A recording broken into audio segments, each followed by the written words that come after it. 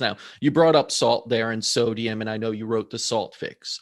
And there is a big difference because people have to understand there's many different qualities of salt. You have Right. your kind of ultra refined, salt that most people find in table salt. And then you have things like pink Himalayan or French sea salt, Celtic salt, all these different types. Have you find there's a best one or better versions of salt for getting sodium into the body in a bioavailable form?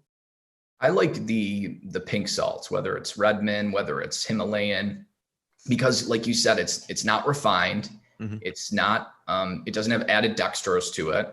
It's not highly treated with harsh chemicals. If you can find a certain one that doesn't use explosives like Redmond or the original Himalayan Salt Company, they sort of quote unquote hand harvest. There's no explosion in that process.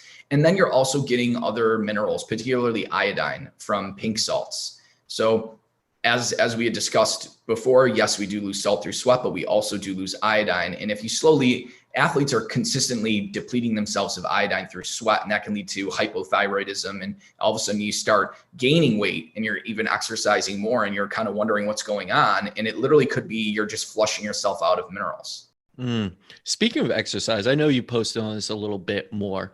How do you feel about cardio versus heavy lifting? Is there a way you lean more towards? Because I feel like we're a very cardio dominant kind of society where we push for that and really long spurts almost of on the bike or something like that versus others, X3 type people that are doing, just bursts of just kind of, more heavy, intense lifting. Where do you fall and where do you see the research?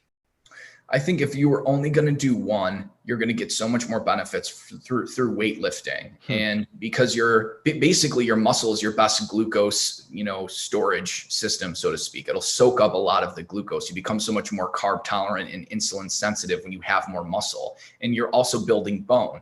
And so we have sarcopenia that happens as we age. We have a decrease in bone mass, a decrease in muscle mass, and just as we age. So everybody should start lifting weights if you can, and you start low and you slowly build yourself up. If you can then add on more shorter, medium burst activity and work your way into higher intensities, that's going to be better than just, let's say, running 3-4 miles every single day.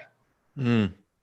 No, that's good to know because so many people really, we do live in this cardio dominant place, and that's where people go to, especially for things like weight loss and others. But I think they're missing that piece also. And this goes, I think, back to nature and how we've lived for 1,000 years with these bursts of trying to either catch food or very big excursion and then resting and allowing the body to go quickly sympathetic, burst, rip the muscles, open them up again, rebuild them, and then rest rather than just long periods of sort of intensity without really the rest or without true intensity to it. So good to Right. know.